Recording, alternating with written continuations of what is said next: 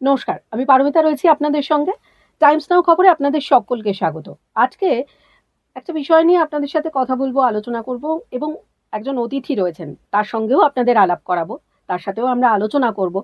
কিন্তু আজকের যে বিশেষ দিনটা, সেই বিশেষ দিনটা কি জানেন কি আপনারা কেউ? আজকে ইন্টারন্যাশনাল রেয়ার ডিজিজ ডে। এই ইন্টারন্যাশনাল রেয়ার ডিজিজ ডে বলতে আমরা ঠিক কি বুঝি? নিশ্চয়ই মনে অনেক প্রশ্ন আসছে। এই সমস্ত প্রশ্নের উত্তর দেওয়ার জন্য আজকে আমাদের সঙ্গে আমাদের অতিথি রয়েছেন। আপনাকে স্বাগত ডক্টর দীপাঞ্জনা দত্ত। তার পরিচয় হলো তিনি অর্গানাইজেশন অফ রেয়ার ডিজিজ স্টেটের কোঅর্ডিনেটর। ওনাকে তো পেয়েছি, আমরা অনেক প্রশ্ন আপনার জন্য রেখে দিয়েছি। দর্শকদেরও প্রচুর প্রশ্ন রয়েছে, আমি দর্শকদের হয়ে সেই ভূমিকাটা আজকে পালন করব। তাদের যে প্রশ্নগুলো তাদের মনে এখন রয়েছে, সেই প্রশ্নগুলোর উত্তর নিশ্চয়ই আমরা আজকের আলোচনায় খুঁজবার চেষ্টা করব। কিন্তু সবার আগে আপনাদের জানিয়ে দিই যে এই ইন্টারন্যাশনাল রেয়ার ডিজিজ ডেতে একটা খবর নিশ্চয়ই আপনারা সবাই, আপনাদের মাথায় রয়েছে, আপনাদের টাইমলাইনে কোনো না কোনো সময় নিশ্চয়ই খবরটা এসেছে। একটি ছোট্ট ফুটফুটে বাচ্চা মেয়ে, যার নাম অস্মিকা, সে একটা বিরল রোগে আক্রান্ত। রেয়ার ডিজিজ মানে বিরল রোগ, আমরা সবাই জানি। এবং সেই রোগটা কি? সেই রোগটা হচ্ছে এসএমই বা স্পাইনো মাস্কুলার অ্যাট্রফি। তো এই বাচ্চাটিকে দেখতে রিসেন্ট পিরিয়ডের মিঠুন চক্রবর্তী, দাদা সাহেব ফালকে পুরস্কার প্রাপ্ত বিশিষ্ট অভিনেতা তথা বিজেপি সাংসদ, তিনি নিজে এসেছিলেন। বাচ্চাটি যেখানে ভর্তি রয়েছেন সেখানে তিনি যান, তার সঙ্গে দেখা করেন। কিন্তু এই বিরল রোগ কি শুধুমাত্র, এই যেরকম বললাম, একটি ছোট্ট উদাহরণ দিলাম, এই একটাই কি বিরল রোগ? বিরল রোগ বলতে আমরা ঠিক কি বুঝি? কতগুলো বিরল রোগ রয়েছে? এটাই আমার প্রথম প্রশ্ন থাকবে আপনার কাছে। তো আগে আমরা এটা বুঝি বিরল রোগ বলতে কি বোঝাচ্ছি। এক্স্যাক্টলি। এখন আমরা এসএমএ সম্বন্ধে হয়তো জানতে পারছি, কিন্তু বিরল রোগ বলতে সেই সব রোগগুলো যেগুলো আমরা সচরাচর ক্লিনিকে দেখি না। আমরা ক্লিনিকে হয়তো আপনি সর্দি, কাশি, ইনফ্লুয়েঞ্জা, নিমোনিয়া এগুলো দেখছেন, কিন্তু ধরুন একটা বাচ্চার এটা বারবার করে হচ্ছে আর অ্যান্টিবায়োটিক দিলেও সারছে না, বা এটা মানে শুধু একটা সিস্টেম না, অনেকগুলো সিস্টেম ইনভলভ করে হচ্ছে, মানে আমাদের যে মানে বডির যে ডিফারেন্ট সিস্টেম, অঙ্গ প্রত্যঙ্গগুলো আছে, এইগুলো অনেক সময় মিস হয়ে যায়। কারণ অনেকে শুধু ধরুন ইএনটির কাছে যাচ্ছে বা চোখের ডাক্তারের কাছে যাচ্ছে বা কিডনির ডাক্তারের কাছে যাচ্ছে, সেইখানে এই সমীক্ষাটা আসছে না যে এটা সবকিছুই কিন্তু একটা কারণে হতে পারে। তো বিরল রোগ বলতে সেই সব রোগগুলো যেগুলো আমরা সচরাচর ক্লিনিকে দেখি না। আর আমাদের গভর্নমেন্টের যে সমীক্ষা, এটা প্রত্যেকটা কান্ট্রিতে আলাদা আলাদা সমীক্ষা থাকে। আমাদের গভর্নমেন্টের যা সমীক্ষা সেটা হচ্ছে যে যদি 25,000-এর মধ্যে একজনের মধ্যে পাওয়া যায়, মানে 25,000 নয়, 25,000-র মধ্যে একজনের মধ্যে পাওয়া যায়, তাহলে সেটাকে আমরা বিরল বলবো। সেটা 1 in 2,500 হতে পারে, সেটা 1 in 60,000ও হতে পারে, কিন্তু 1 in 2,500 হচ্ছে আমাদের কাট অফ। মানে 2500 লোকের মধ্যে একটি লোকের মধ্যে যদি সেটা পাওয়া যায়, সেটাকে আমরা বিরল বলছি, কারণ সেটা সচরাচর আমরা মানে দেখতে বিরল পাচ্ছি রোগের না। সংজ্ঞা বলতে গেলে আমরা এটাকেই তার মানে একটা ক্রাইটেরিয়া ক্রাইটেরিয়া ধরছি। ধরা হচ্ছে, হ্যাঁ। আচ্ছা, এই যে অর্গানাইজেশন অফ রেয়ার ডিজিজ, তো তাদের কাছে কি এর মানে কোন কোন রোগগুলোকে এর আওতায় ফেলা হচ্ছে, বা কতগুলো রোগ এই বিরল রোগের মধ্যে পড়ে? সারা ওয়ার্ল্ড ওয়াইড 7,000টা রোগ আছে যেগুলোকে আমরা বিরল রোগ বলছি। আমাদের যেমন উদাহরণ? উদাহরণ হচ্ছে, আপনারা হয়তো শুনেছেন, যেটা খুব কমনলি শুনে থাকবেন, সিকল সেল অ্যানিমিয়া। আপনারা নিশ্চয়ই শুনেছেন, এটা থ্যালাসেমিয়ার মতন। থ্যালাসেমিয়া খুবই কমন আমাদের, বাট সিকল সেল অ্যানিমিয়া, যদি আপনি এরকম কোনো রোগের কথা, যেরকম এসএমএ একটা, ডিএমডি, ডিউশেন মাস্কুলার ডিস্ট্রফি, মাস্কুলার ডিস্ট্রফিস, আপনারা অনেক সময় কথা শুনে থাকবেন, যেটা নিয়ে প্রচুর সিনেমাও হয়েছে, যে স্কাই ইজ পিঙ্ক বলে যে সিনেমাটা হচ্ছে, স্কিড বলে যেটা। আপনার পাতে প্রোজেরিয়া দেখেছেন, আপনারা শাহরুখের যে সিনেমা ফ্যান, সেখানে দেখেছেন শাহরুখ বাওনা, কন্ড্রোপ্লেশিয়া, এগুলো সবই বিরল রোগের আন্ডারে আসছে। এগুলো হয়তো আমরা সচরাচর দেখি, কিন্তু এগুলোকে বিরল ভাবি না। কিন্তু এছাড়াও প্রচুর বিরল রোগ আছে, 7,000টা বিরল রোগ আছে। সেই 7,000টার মধ্যে আমাদের ইন্ডিয়াতে 450টা নথিভুক্ত আছে, যে আমরা জানি এই 450টা বিরল রোগ ইন্ডিয়াতে পাওয়া গেছে, ডিটেকশন হয়েছে। তার মধ্যে আমাদের একটি পলিসি আছে, যেটাকে আমরা ন্যাশনাল রেয়ার ডিজিজ পলিসি বলি, যেটা এই বিরল রোগে যারা আক্রান্ত তাদের হেল্প করার জন্য বা তাদের সাহায্যের অর্থে সেন্ট্রাল গভর্নমেন্টের একটা পলিসি। সেই পলিসিতে কিন্তু মাত্র 64টা বিরল রোগ আছে, মাত্র 64টা আছে। তো মানে 7,000 টোটাল রোগ আছে, কিন্তু তার মধ্যে আবার অর্গানাইজেশন অফ রেয়ার ডিজিজ তারা নথিভুক্ত করেছেন না, এটা অর্গানাইজেশন অফ রেয়ার ডিজিজ নথিভুক্ত করেনি, এটা আচ্ছা। আমরা ইন্ডিয়ান গভর্নমেন্ট থেকে মানে আমরা যা ডিটেকশন দেখা হয়েছে 484, এটা হচ্ছে দ্য এক্সাক্ট সংখ্যা যেটা রেয়ার ডিজিজ ইন্ডিয়াতে ডিটেক্টেড হয়েছে। হুম। এটা মানে 484 এর মধ্যেও 64টাকে মাত্র 64টা আমাদের পলিসিতে আছে। পলিসিতে রয়েছে। হ্যাঁ। আচ্ছা, তো তো তার মানে এই 64টা বাদ দিয়ে যদি কেউ বিরল রোগে আক্রান্ত হন তারা সাহায্যের জন্য আবেদন করতে পারেন না। সাহায্যের জন্য আবেদন করতে পারেন, কিন্তু তারা পলিসির মধ্যে পড়ছেন না। আমি এখানে একটি ছোট্ট বাচ্চার কথা বলবো, যেরকম আমরা অস্মিকার কথা বলছি, এখানে আমাদের আরেকটি বাচ্চা আছে যিনি 5 বছরের একটি বাচ্চা, ওর একটা বিরল রোগ আছে যেটাকে আমরা নিউরোফাইব্রোমেটোসিস বলছি। তার জন্য ওর একটি ওষুধ লাগবে, ওষুধটা ওর যতটা লাগবে সেটা 5 থেকে 6 লাখ টাকা দাম। আমাদের গভর্নমেন্টের রুল আছে যে প্রত্যেকটা বিরল রোগ পেশেন্টকে আমরা 50 লাখ রুপিস এই মানে আমাদের পলিসি মাধ্যমে দিই, বাট এই রোগটা ওই পলিসিতেই নেই। তো তাহলে এই ফ্যামিলিটা সেই অপরচুনিটিটাই পাচ্ছে না যে আমরা ওকে এই সাহায্যটা করতে পারি। কিন্তু এটা কিন্তু SMA যেরকম 16 কোটি টাকা আমাদের এত উদ্যোগ নেওয়া হচ্ছে, আর ভগবান করুক বাচ্চাটা পায় সেইটা, কিন্তু এখানে কিন্তু আরো অনেক বাচ্চা আছে যারা হয়তো SMA-রই বাচ্চা আছে বা অন্য আরো বিরল রোগের বাচ্চা আছে যেখানে হয়তো আমাদের পয়সাটা অতটাও বেশি নয়, কিন্তু তারা কিন্তু ওষুধ বা সেই সাহায্যটা কোনোভাবেই পাচ্ছে না। এই বাচ্চাটিও পিএমওকে লিখেছেন, এটা তার বাবা মারাও পিএমওকে লিখেছেন, কিন্তু তারা উত্তর পায়নি। এটাই হচ্ছে ব্যাপার। অত্যন্ত আনফরচুনেট। যাই হোক, আমি এই প্রশ্নটাতেই আসতে চাইছিলাম আপনার কাছে, সেটা হচ্ছে যে আপনি একজন চিকিৎসক হিসেবে আপনার কাছে তো এই ধরনের পেশেন্ট যখনই আসে আপনারা অত্যন্ত প্যাশনেটলি ব্যাপারটাকে দেখেন। আমার তো মনে হয় আপনার এটা প্রফেশন হলেও এই ধরনের যখন পেশেন্টকে আপনি ট্রিট করছেন খুব প্যাশনেটলি আপনারা ব্যাপারটাকে দেখেন এবং কম্প্যাশনেট গ্রাউন্ডেও দেখেন। তো সেক্ষেত্রে আমাকে একটা জিনিস বলুন যে এরকম কোনো কেস, একটা তো আপনি এইমাত্র বললেন, এরকম একটা মিথ রয়েছে যে প্রচুর টাকা লাগে, প্রচুর টাকা খরচ হয়। সত্যি কি সব রোগের ক্ষেত্রেই এরকম প্রচুর টাকা খরচ হয় বা প্রচুর টাকা লাগে? বা যদি এরকম রোগে কোনো আক্রান্ত হয়েছেন কেউ শুনলেই তার বাড়ির লোক সবার আগে তাদের মাথায় আকাশ ভেঙে পড়ে, যেরকম ভাবে ক্যান্সারের কথা শুনলে এখনো আমরা ভয়ঙ্কর ভাবে ভয় পেয়ে যাই, তার কারণ হচ্ছে চিকিৎসার খরচ। এক্ষেত্রেও কি চিকিৎসাটা এতটাই ব্যয়বহুল সব ক্ষেত্রে? দেখুন, বিরল রোগ অনেক প্রকারের আছে। আমি এখানে ন্যাশনাল রেয়ার ডিজিজ পলিসিটাকেই স্টেট করব। ওই পলিসিটাই এই পুরো রোগগুলোকে 3 ভাগে ভাগ করেছে। প্রথম ভাগ যেখানে বলছে যে একটা অপারেশনের দ্বারা, ট্রান্সপ্লান্টের দ্বারা আমরা এটাকে মানে অ্যাড্রেস করতে পারি, যেরকম লিভার ট্রান্সপ্লান্ট বা কিডনি ট্রান্সপ্লান্ট বা বোন ম্যারো ট্রান্সপ্লান্ট। এইখানে আমাদের অনেকগুলো বিরল রোগ চলে আসে, মেটাবলিক ডিজিজেস, কিডনি আক্রান্ত যে ডিজিজগুলো আপনি মানে যেগুলো খুব কমন, সেইগুলো কিন্তু এটার মধ্যে একেবারেই চলে আসে।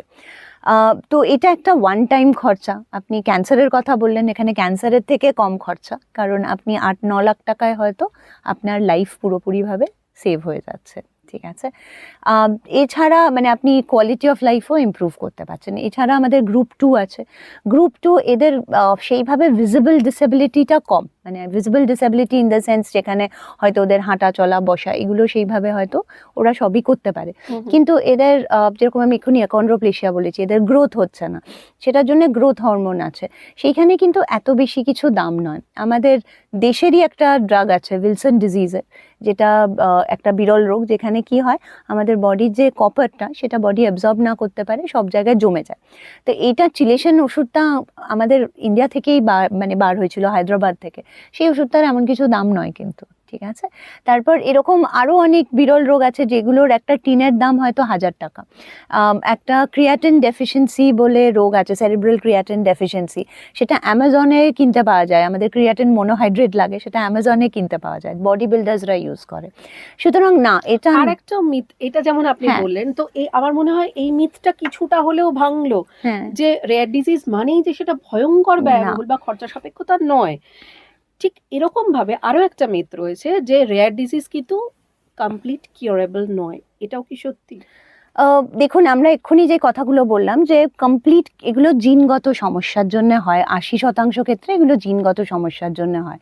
আমরা জিনকে পাল্টাতে পারি না। জিন থেরাপি কিছু রোগের জন্যেই আবিষ্কার হয়েছে, এখনো সব রোগের জন্য নেই। তাই আমরা এটা বুঝতে হবে যে আমরা কি চাইছি। আমরা কিন্তু ইভেন আমাদের যেগুলো রোগ বিরল নয় সেখানেও কিন্তু আমরা অনেক কিছুরই কিন্তু নির্মূল করতে পারি না। আপনি হুম। চশমা পরে আছেন, আমি চশমা পরে আছি, Right. আমাদের চোখ কিন্তু কোনোদিনই ঠিক হয়ে যাচ্ছে না। আমি আইদার চশমা পরে লেন্স পরছি বা আমি চশমা পরছি, আমি কারেক্ট করছি, কিন্তু আমি কিন্তু ঠিক হচ্ছি না। আজকে যাদের ডায়াবেটিস বা থাইরয়েড আছে, তারা ওষুধ খেয়ে একটা লাইফস্টাইল মেনটেন করছে, কিন্তু তারা কিন্তু কোনোদিনই পুরোপুরি ঠিক হচ্ছে না। বিরল যেমন রোগও হাই কিন্তু তাই। প্রেশারের ওষুধ আমাদের হ্যাঁ সারা জীবন খেয়ে যেতে হয়। হ্যাঁ, বা ধরুন আজকে যদি আমার ডায়াবেটিস হয়, আমি প্রথমে ডায়েটে চেষ্টা করব, তারপর ওষুধে যাব, তারপর ইনজেকশনে যাব। ইনজেকশনটা একটা সাপ্লিমেন্ট। বিরল রোগেও কিন্তু এরকম প্রচুর রোগ আছে যেখানে এই ধরনের সাপ্লিমেন্টস, যেগুলো ট্রিটেবল ডিজিজ। আমাদের বিরল রোগের মতো এমন রোগ আছে যেগুলো আমরা সত্যি কিছু করতে পারি না, যেগুলো ইভেন বাচ্চা জন্মাবার আগেও মারা যেতে পারে বা বাচ্চা জন্মে মারা যায়। সেগুলোকে বাদ দিলে যেগুলো ট্রিটেবল রেয়ার ডিজিজ আছে এই সেগুলো। যেহেতু যেহেতু এই প্রসঙ্গটা এলো, হ্যাঁ এটা তো অত্যন্ত বেদনাদায়ক যে একটি বাচ্চা সে পৃথিবীর আলো দেখছে এবং যে অবস্থায় সে পৃথিবীতে আসছে তাকে চলে যেতে হবে, এটা তার ভবিতব্য।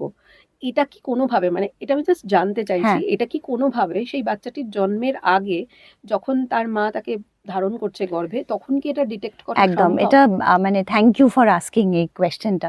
আসলে বিরল রোগের বেশ কিছু বিরল রোগ আছে যেগুলো আমাদের বংশগত। তো বংশগত যে বিরল রোগগুলো, যেরকম এসএমএও, এটা কিন্তু আমরা যদি বাবা মাকে টেস্ট করা হয়, তাহলে আমরা বাবা মা যখন মানে মা যখন গর্ভবতী হলেন 3 মাসের মাথায় আমরা কিন্তু গর্ভের মধ্যে পরীক্ষা করে দেখে নিতে পারি যে বাচ্চা সেখানে অসুস্থ কি অসুস্থ না। বাচ্চা যদি সুস্থ থাকে, সেই প্যারেন্ট সেই বাচ্চা এগিয়ে নিয়ে যেতে পারে। এখন অনেক বাবা মা আছেন যারা রিলিজিয়াস রিজনসে বা অন্য রিজনসে তাহলেও জেনেও কন্টিনিউ করেন, কিন্তু অ্যাটলিস্ট তাদের জানার একটা সুযোগ আছে। ঠিক আছে, কোন ফ্যামিলি কি করবে সেটা তাদের চয়েস। কিন্তু এমনও বিরল রোগ আছে যেগুলো কিন্তু মানে বংশগত নয়। আনফর্চুনেটলি সেগুলো কিন্তু আমরা গর্ভে নির্ধারণ করতে পারবো না। কিন্তু কিছু কিছু ক্ষেত্রে সেটা মোস্ট অফ দ্য ক্ষেত্রে পারা যায়। এরকম আমি আপনাকে এক্ষুনি বললাম যে 7,000টা রোগ আছে, তো 7,000টা রোগের মধ্যে প্রায় মানে আমাদের টোটাল 22,000টা জিন আছে। এই 22,000টা জিনের মধ্যে 2,000টা জিন হচ্ছে আমার বংশগত। তো সেইগুলো আমরা স্ক্রিন করতে পারি। সেগুলো ইনফ্যাক্ট এখন আমাদের ইন্ডিয়ান গভর্নমেন্টের যা রুল, তাতে যেরকম আমরা থ্যালাসেমিয়া স্ক্রিন করি, আমরা এসএমএও স্ক্রিন করি। আর আমরা প্রচুর পজিটিভ পাচ্ছি। সেখানে বাবা মারা কিন্তু জানতে পারছে যে আমরা গর্ভে এটাকে টেস্ট করে, এটা কিন্তু যদি ওনারা না চান তাহলে সেই প্রেগনেন্সি কিন্তু না এগিয়ে নিয়ে যেতে চান। তো এরকম আমাদের যতগুলো বংশগত রোগ আছে সেগুলো কিন্তু টেস্ট করার ব্যবস্থা আছে বা করা যায়। ওকে। আর এই বিরল রোগের যে মানে আউটব্রেকটা, সেটা কি একেবারে শিশু বয়সে বা বাচ্চা জন্মানোর পরে তখনই কি হয়, নাকি সেটা পরবর্তীকালে এটাও মানে খুব অ্যাডাল্ট ভালো প্রশ্ন হুডে করেছেন। আসার পরেই কি সেটা হ্যাঁ, জানা যাবে? বিরল এরকম? রোগ যে কোনো সময় হতে পারে। যেরকম ভ্রূণ অবস্থায় আমরা কিছু বিরল রোগ পাই, যেরকম অনেক সময় দেখবেন এই অ্যাকন্ড্রোপ্লেশিয়া, যেটা আমরা ডোয়ার্ফিজম বলি, এটা কিন্তু আমরা ভ্রূণ অবস্থায় অ্যানোমালি স্ক্যান বলে একটা স্ক্যান আছে যেটা 5 মাসে হয়, সেই সময় কিন্তু এটা ধরা যায়। ঠিক আছে, তো যেরকম ভ্রূণ অবস্থায় আমরা পাই, সেরকম কিন্তু বিরল রোগ আমরা 40 বছর 50 বছর বয়সেও গিয়ে প্রথম জানতে পারি। আপনি নিশ্চয়ই অ্যালজাইমার্সের কথা শুনেছেন, পার্কিনসন্সের কথা শুনেছেন। এগুলো কিন্তু মানে প্রত্যেকটাই, পার্কিনসন্স, অ্যালজাইমার, এগুলো সবটাই বিরল রোগের মধ্যে সবকটাই পড়ছে। বিরল রোগ। ঠিক আছে, এখানে অনেক জায়গায় দেখেছেন হান্টিংটনের কথাও অনেকে জানেন, যেখানে হঠাৎ করে আমাদের নিজেদের হাত পা নিজেদের কন্ট্রোলে থাকে না।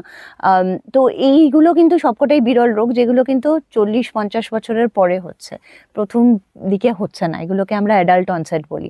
অন্যদিকে কিছুক্ষণ আগে আপনি ক্যান্সারের কথা বললেন, এরকম কিছু বিরল ক্যান্সার আছে, যেরকম আমরা সেটাকে VHL বলি বা ভন হিপেল ডিজিজ বলি। তো এই জিনিসগুলোও কিন্তু আছে, যে লিফরমানি, এগুলো কিন্তু আছে সেই ধরনের ক্যান্সার যেগুলো কিন্তু আমাদের বিরল ক্যান্সার। এগুলোও কিন্তু আমরা মানে হয়তো পরবর্তীকালে আমরা জানতে পারি। তো এরকম মানে বিরল রোগের বয়স কিছু নেই, যে কোনো মানুষেরই বিরল রোগ হতে পারে। আমি জানি না লোকে চেনে কিনা, বাট সিলিন ডিওনকে যদি চেনেন, খুব রিসেন্টলি ও বললো, হ্যাঁ সবাই সিলিন ডিওনকে চেনেন। তো খুব রিসেন্টলি ও বলছিল দেখবেন যে ও গাইতে পারছে না, ওর গাইতে অসুবিধা হচ্ছে, কারণ ওর মাংসপেশিগুলো শক্ত হয়ে যাচ্ছে। ওনারও কিন্তু একটা বিরল রোগ আছে। আপনারা মেসিকে চেনেন, কে মেসিকে চেনে না? তো মেসি ফুটবলার, মেসিরও কিন্তু বিরল রোগ আছে, ওর গ্রোথ হরমোন ডেফিসিয়েন্সি আছে। তো এরকম আমাদের জানার মধ্যে কিন্তু প্রচুর লোক আছে যাদের এই এবং অনেক ধরনের, সেলিব্রিটি অনেক সেলিব্রিটি আছে যাদের এই ধরনের অসুবিধা আছে, ইয়েট তারা সেটাকে ওভারকাম করে সেখানে তারা মানে তাদের কাজ চালিয়ে হ্যাঁ, নিয়ে হ্যাঁ, যাচ্ছেন। হুম। আরেকটা প্রশ্ন, সেটা ভীষণভাবে জানা প্রয়োজন, সেটা হচ্ছে যে যেরকম ভাবে বিরল রোগকে আটকানো কোনোভাবে প্রিভেনশন তো হয় না, এই রোগের ক্ষেত্রে কোনো প্রিভেনশন হয় না, ফলে এখানে প্রিভেনশন না, আমি মানে এখানে একটু কারেক্ট করব, যদি আমরা বংশগত বিরল রোগ হয় তাহলে আমরা এটাকে কিছুটা তো প্রিভেন্ট করতে ডেফিনেটলি পারি। হুম হুম। বংশগত না হলে সেটা অবভিয়াসলি মানে আমরা হুম। প্রিভেন্ট করতে পারছি না। বংশগত হলে সেক্ষেত্রে মানে বাবা মা দুজনকে স্ক্রিনিং করে সেভাবে স্ক্রিনিং করে আমরা আইদার ভ্রূণকে পরীক্ষা করে ভালো ভ্রূণটাকে ভেতরে ঢোকাতে পারি আইভিএফ পিজিটির সাহায্যে, হুম হুম। বা প্রিনেটাল ডায়াগনোসিস 3 মাসের মাথায় বাবা মার যখন যখন মা গর্ভবতী তখনই টেস্ট করে দেখে নেওয়া যে বাচ্চা ঠিক আছে কিনা। তো প্রিভেনশন আছে, কিন্তু মানে আমি যদি সেটা বংশগত হয় প্রিভেনশন ডেফিনেটলি আছে, কিন্তু বংশগত না হলে আমাদের এটা ধরার আর কোনো উপায় থাকছে না। বেশ, এবার সেক্ষেত্রে যেহেতু আপনি বলছেন যে এটা নির্মূল করা সম্ভব নয়, এটাকে নিয়েই আমাদের এগিয়ে যেতে হবে, তো সেক্ষেত্রে লাইফস্টাইল মেনটেন করার জন্য বা লাইফস্টাইলকে আরো বেটার করার জন্য চিকিৎসার পাশাপাশি আর কি ধরনের অ্যাডভাইস আপনি দিতে চাইবেন? দেখুন, বিরল রোগের জায়গাটা না মানে খুব একটা লাইফস্টাইল মডিফিকেশনের কাছে আসছে না, ঠিক আছে। আচ্ছা। এইখানে বাবা মার লাইফস্টাইল এমনিই মডিফাইড হয়ে যায়। যদি একটা বিরল রোগের মানে বাচ্চা বাড়ির মধ্যে থাকে, তাহলে আপনি বুঝতে পারছেন আমরা সবাই মধ্যবিত্ত, কারোর কাছেই পয়সার বিশাল কিছু নেই।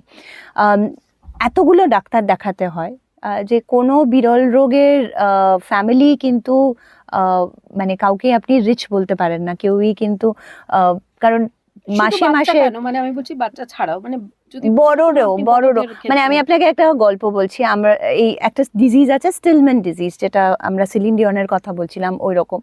তো আস্তে আস্তে মাংসপেশি শক্ত হয়ে যায়। তো আমাদের কাছে একজন আইটি প্রফেশনাল ছিল, ওনার স্টিলম্যান ডিজিজ ছিল। তো ওনার যখন ডিজিজটা 40 বছর বয়সে ধরা পড়ে, ওনার মাংসপেশি শক্ত হয়ে যায়। ওনার 80 বছরের বাবা মা আর ওনার একটি ওনার বউ আর বাচ্চা ছেড়ে চলে যায়। উনি বাবা মার কাছে থাকেন। বাবা মা অবভিয়াসলি 80 বছর, তাদের তো কোনো চাকরি নেই। তো আর উনি একটা মাংসপেশিও নাড়াতে পারেন না। আচ্ছা। তো আপনি এবার বুঝুন এখানে লাইফস্টাইল কি মডিফাই করবেন, এখানে তো লাইফস্টাইল মডিফাই করার মতো কিছু নেই।